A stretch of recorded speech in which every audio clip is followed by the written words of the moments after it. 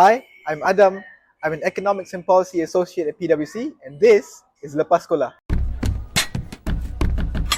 What was your ambition growing up? Well, growing up, don't laugh at me, I wanted to be a professional wrestler. Who or what inspired you? Growing up, The Rock was one of the most cool people in the world, and if you ask me, he still is. So he's a huge inspiration for me. Adam, which high school did you attend?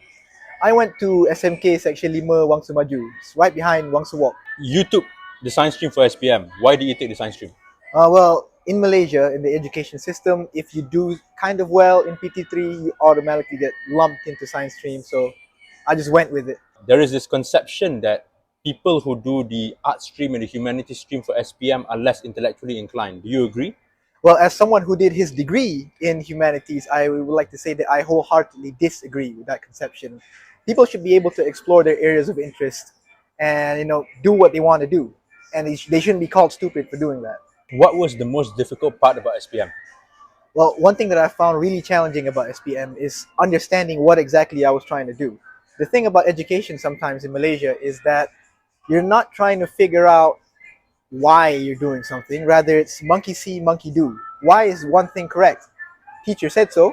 How did you prepare for SPM? I had the benefit of going to one of the best tuition centers in Malaysia. And some of those tuition teachers and my school teachers were really helpful. I don't think I would have been able to succeed without them. And how did you do for SPM? Well, I didn't do that great. I had 2 Bs, and it was biology and chemistry. Looks like I wasn't a science stream kid after all. Adam, you received the Mara YTP scholarship. Where did you take your pre-university? I took the International Baccalaureate Diploma program at Kolej Seremban. The IB diploma is a very holistic educational approach towards pre-university. You take 6 subjects, 3 at higher level and 3 at standard level, and you get a band of up to 7 for each of them, adding up to 42. And then you get another 3 bonus marks for completing something called the Theory of Knowledge and the Extended Essay. Alongside that, you also do something called Creativity, Activity, and Service, which is a compulsory extracurricular program that you do throughout your IB. And IB, I would say, is very coursework based, although about 50 to 75% of it is through exams. As part of the IB diploma, I took Malay, English, math, chemistry, business management, and visual arts of all subjects. Speaking about your college life, how did you enjoy the KMS? So KMS is quite similar to a boarding school. So it's designed after MRSM, but it gives you a little bit more liberty than MRSM. One thing I did love about being in a asrama environment for the first time was that I got to experience the camaraderie and the friendship and the brotherhood that you sort of build with the people you live with. This was the first time that I was living in an environment that was not with my family, and those friends that I made in KMS stick with me until today. How much allowances did you receive from Mara while you were at KMS, and was it enough to survive? So the thing about KMS is they provide pretty much everything for you for free: laundry service, food, drinks, accommodation that you don't have to pay for. So they gave us about 100 ringgit a month, which obviously is not enough if you were going to actually pay for everything. But because of these free allowances that they give us, you could survive. Is there anything that you miss about the KMS? One thing I definitely miss about KMS is being in that environment where I'm just living with the best of my friends, and I can just go up 2 3 rooms next to me and bother or troll my friends or sit around and chit chat with them. Now when you're working, you kind of can't really do that anymore. Is there anything that you despised about KMS? Well, at least when I was there, one thing that I definitely did not like was the lack of ability to go out of KMS. So I was already 20 by the time I was leaving KMS, but I was still under a curfew of 5 to 7 p.m. every day if I wanted to go out to the shop even. So I felt a little bit constrained to that sense, but I kind of also understand why that limit was placed there. One, some people in KMS are actually underage because they took their IGCSEs, entered KMS at the age of 16. So some people in KMS will have not turned 18 yet, so they have a duty of care of making sure these people are safe. Second of all, like me, a lot of people in there were experiencing life away from home for the first time. And those people can be very naughty sometimes. Adam, how did you do for your IB? So in my 4th semester, I was playing around a little bit too much, but I managed to make it through Mara's requirement by the skin of my teeth. I got 35 out of 45, thanks to some assistance from my extended essay and theory of knowledge missions. Where did you attend university? I went to the greatest university in the world, University of Bristol. How do you apply to universities in the UK? So there's a system that's not much unlike the UPU system, where you choose the university that you want and they give you an offer, stuff like that. It's called UCAS, UCAS. How many universities can you apply to using UCAS? I think it's up to 5. It's been a long time now since I did my UCAS application, but I'm pretty sure it's 5. Was there anything else that you need to submit along with your UCAS choices? Yes, depending on which universities you're applying to, you might need an IELTS exam, which is an English language exam, or I think if you're taking engineering, there's some tests and certificates you have to get as well. What were your university choices for UCAS?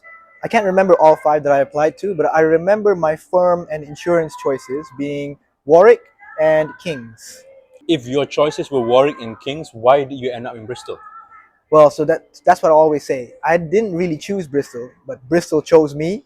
So I didn't really meet the requirements to go into Warwick and King's. Then I went to UCAS clearing, which is what kind of happens when that happens to you. And I went to a clearing fair in Hilton in Petaling Jaya, and I spoke to the person from Bristol. We worked out what I could get with my results, and I ended up going to Bristol in my course, which was politics with quantitative research methods. Why did you choose to do politics with quantitative research methods?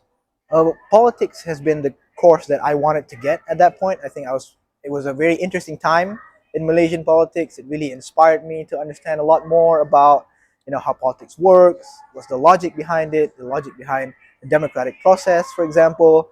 Quantitative research methods kinds of gives you the ability and the power to really dive into the details about how exactly people behave within the political sphere. For example, my dissertation was about voting behavior of Malaysians based on their support for racial affirmative action policies, meaning which political parties or coalitions are you more likely to vote for or vote against based on your own inclinations about affirmative action policies, namely Dasar Ekonomi Baru or the new economic policy. What did you enjoy most about Bristol? The city or the university? Both. Right, the city of Bristol is one that's very cosmopolitan. I guess is the perfect way to describe it. You can find a little bit of everybody in there, a little bit of Malaysians, a little bit of Somali, a little bit of Indian, a little bit of typical British white as well. So you kind of get a little bit of everything in Bristol, the city. One thing I didn't like about Bristol was all the hills, but over time I learned to tolerate that because of all the other things that I love. The University of Bristol, I think, is very unique in the sense that it's quite an open-minded university. They sort of accept viewpoints that traditionally are rejected elsewhere in the UK educational system. Well, if any of my friends in the other UK universities see this and feel offended, I'm sorry. Bristol is just better than you guys. But yeah, University of Bristol is very unique. How much in allowances did you receive from Mara? So in my time, people who studied outside of London and were doing undergrads were getting £880 per month. Thanks to a UKEC chairperson a few years after I flew to the UK, they now increased that I think to about 1,050. Was £880 enough for you to survive in Bristol? In my first and second year, you could sort of scrape by with that. Bristol is a very expensive city. In terms of cost of living, it's not too far off from London. It's only slightly cheaper than London. In my third year after COVID ended is when the cost of living started hiking up, especially after the war broke out in Ukraine. So it got really difficult in that year to actually go through the year with just the allowances that Mara was giving me. Thankfully, they raised the allowance at the end of that year. How much did you pay for rent while you were in Bristol? My first year, it was quite high. I was in university accommodation, and because of the whole clearing thing, I was put in the only accommodation they had left, which was the most expensive one, unfortunately. So yeah, I really had to be a bit frugal with my expenses and kind of like walk the line a little bit on just about how much money I can spend every month. In my second year, it got a lot better. My rent went down by about half, so I had a little bit more to work with. In my third year, it was about the same, but cost of living elsewhere was going up, energy prices was going up, food, groceries was going up. So if you could give us a figure, what would be the average rent for a student in Bristol?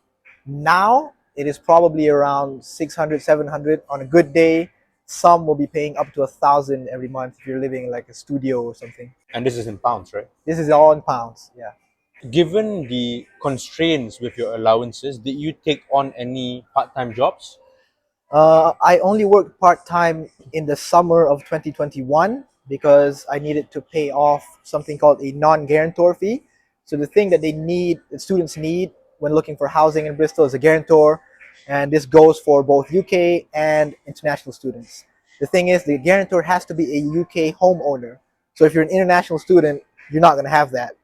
So one way around this is by paying something called a non-guarantor scheme, which is normally about 2 or 3 months rent upfront. There are some really bad cases where housing agencies want you to pay up to a whole year's rent in advance. What work did you do and where did you do it? So I moved to London for 2 and a bit months in the summer of 2021, and I was working in a Malaysian restaurant called Bunda Kitchen. I don't think they're there anymore, but if you do go to Paddington, it should be on Sussex Gardens or whatever it's replaced it should be there. How much were you paid when you were working there? They paid us minimum wage, which was 8.5 pounds per hour. I think that law has now changed and the minimum wage should be higher and age based. But yeah, we were getting pretty much the bare minimum. How did you find it settling into a foreign country? Well, initially, it was the little things that really bothered me. For example, settling into my uni accommodation in my first year, there wasn't a ceiling fan. So it was really deafeningly quiet in the room. It got to the point where I was putting on a fan sound on my speaker just so that I can feel like there's some ambient noise within the room. But that's exactly what I mean.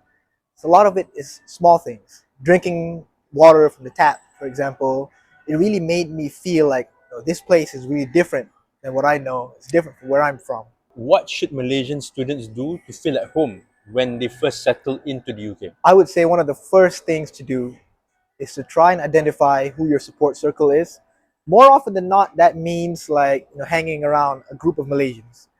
It not necessarily is that all the time. Sometimes you get along better with a different group.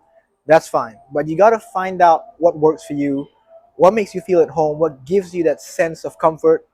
Look for that. And I wouldn't say stick to that because you should go out of that bubble, but always have that to come home to when you need it. Adam, as a Muslim, was it difficult for you to practice your religion in Bristol? Surprisingly, it wasn't that difficult. It came with some difficulties, yes, and difficulties that you wouldn't really find in Malaysia. For example, in Malaysia, you can go to a mall, there's a place to pray. In the UK, that's not always the case. Well, there's very rarely the case. So difficulties come in those senses. But I never found it hard to get people in Bristol to understand that I needed to pray, that I had certain boundaries, that I don't drink, that I don't eat pork, I don't eat non-halal, and whatever other boundaries that I have based on my religion and my faith. How can a Muslim ensure that they can practice their Islamic faith with ease while they are in the UK? Have a few set of red lines that you won't cross. I think that's the first step. We aren't perfect. Sometimes we make mistakes, and sometimes we may be put in a position where we feel like challenged, and we have to make a certain decision that you may not be completely happy with. But you must always have your set of red lines that you will never cross. That's number one. Number two, I would say link up with the Islamic Society. So I was part of the Islamic Society when I was in Bristol, and it really opened my mind into looking into knowledge. Because in Malaysia, because we took Pendidikan Islam in school, we feel like we already know everything that there is to know. But going into Islamic Society and then attending the courses, the lectures, the kind of stuff that they organize, it really showed me that we have only scratched the surface. And I actually feel like my faith and my knowledge in the religion is a lot stronger now, having gone through all this, and my conviction in my faith as well is a lot stronger now. Adam, after you graduated Bristol, you ran for the Bristol Student Union. Why did you not do this when you were still studying? So the way that student union representation works is it's professionalized into a charity. And then that charity is led by 7 officers who are elected. And these are all full-time roles, paid with pension, benefits, insurance, the whole deal. If I wanted to do it while I was studying, I would have had to take a year out to do it, and then another year out if I wanted to rerun for the role, because you can do it for 2 terms. What was the proudest thing about being elected to the Bristol Student Union? For me personally, it was the fact that I was the first And as of now, only Malaysian to have ever been elected for a student union full-time officer role within 100 years of University of Bristol existing. Other than that, I'm also really proud of the whole 2 year stretch. Between 2022 and 2024, I was able to be part of a golden generation of sorts of Malaysian students who were all really challenging themselves to take the Malaysian community forward in Bristol. Malaysian societies won unprecedented awards that they had never won before, and my good friend, my brother Faris, became the first ever representative of the year in Bristol SU.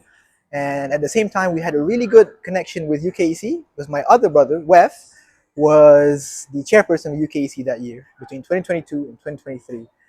And I think in this stretch, it really showed that Malaysians are capable of doing great things, and we're capable of even going to a level people thought that people like us would never be able to do. We were influencing educational policy at the national level in the UK. One of the greatest stories I've ever been part of. I give a lot of things to be able to relive that. Adam, how much were you paid as a Bristol SU member? We got pretty much standard fresh graduate salaries. It's about £30,000 a year. What was the most surprising thing for you when you first started working and receiving pay in Bristol? Taxes. You know what they say, two things that are certain in life: death and taxes. That is especially true in the UK because taxes are really, really high. You have worked in the UK and now in Malaysia. How much of a difference is the taxation regime? There's quite a stark difference. I think in Malaysia, after taxes and after your EPF and all, is what just taxes would be in the UK, proportionately. How much did you have to spend a month to survive and live while you were working in the UK? Pretty much about the same as when I was a student because thankfully I was working, basically at the university. I was still walking to work and my house was not far away from the university. But when you're working, you want a little bit more comfort in your life. So I guess to that end, I spent maybe a little bit more than when I was a student. So it wasn't too bad. Can you give us a ballpark figure of how much you would need to survive? You can survive with like 1,000 a month, but I was probably spending a bit closer to 1,500 a month. And does this include rent? Yes, includes rent, utilities, everything. And when you were a Bristol Student Union officer, did you have to pay for your working visa? The interesting thing about the student union role is for international students like me, you would need an extension of your student visa. But for this student visa, you'll get the exemption from the 20 hours per week rule. So for a student union role, it is stated in the law that you can work pretty much all the time if you wanted to. And it also means that you can then get your graduate visa after. So you can sort of build 2 years worth of working experience first and then get your graduate visa and then maybe get better opportunities. Serving as an officer in the Bristol Student Union, what were the biggest problems that students were facing in Bristol? I'll break it down to two parts for the relevance of this question. One is for the UK students and one is for Malaysian students. For the UK students, cost of living was really high in 2022 and 2023, and I think even until now that's not going anywhere. So being able to get targeted support for students who are really needing, extra money in their pockets or really needing some assistance, addressing their cost of living issues at both a macro and a micro level was really important. Issues such as housing, rent was at an all-time high, and also smaller issues like where am I going to get my food today? Where am I going to get my lunch today? How do I get cheaper groceries? How do I participate in student union activities like sports or societies when I can't even find a plate of rice to eat? So solving those issues were particularly important for UK students and to an extent Malaysian students. But most Malaysian students, or at least about half of them, were all scholarship students. So they had somewhat of a consistent income coming in every month. Their issue was more around cash flow. So they could not definitely pay 1 year's rent in advance. So the issue around guarantors then became a much bigger issue for them. So making sure that we tried at least our best to mitigate for the students who don't have guarantors is one thing that was a priority focus for all international students. But I know a lot of Malaysian students face this issue as well. Adam, as an alumni and a former officer of the Bristol Student Union, what advice do you have for Malaysian students going to study at University of Bristol? Get out of your bubble. Everyone who goes to the University of Bristol or pretty much any UK university will have three options. A, your life stays exactly the same after you come back. B, your life becomes worse than before you went. And C, your life becomes a lot better than before you went. This is the best option if you ask me, and it's a straightforward option. But you gotta challenge yourself to get out of your comfort zone, put yourself out there and try and do things that you maybe never thought you could do. A lot of Malaysians in my time in Bristol have come there, challenged themselves, and accomplished really great things. I said it earlier, they won unprecedented awards, and they became people they always thought they could be, but never had the courage to actually become. What is the most interesting aspect about your job? I'm learning every day, so there's always something new about whether it be engagements or the larger sphere of economics and policy in Malaysia that I'm learning every day, and I think it's really making me grow as a professional and also as a Malaysian. What is the biggest misconception about working at a Big Four? Well, I can't tell you about the biggest misconception, but I can tell you about the biggest conception. So it's really project based, but yeah, the hours are long. It's really challenging. But I mean this in the best way. I don't mean this in a way that discourages you from going for these jobs, because while yes, it is a little bit harder in that sense, it also gives you about as much as it takes from you energy wise in terms of knowledge and ability and skills. Adam, now that you're back and working at PwC, why did you choose to come back to Malaysia? Largely personal reasons. See, when I left, my brother was still in university and not married. And now he's married for 3 years and he's got a little baby. So I figured, it's time for me to come back, be around my family, and, spend a little bit more time with them than I used to. Adam, can you describe your journey Lepas Sekolah in 3 words? Chaotic, euphoric, unforgettable. I'm Adam, and this is my journey Lepas Sekolah.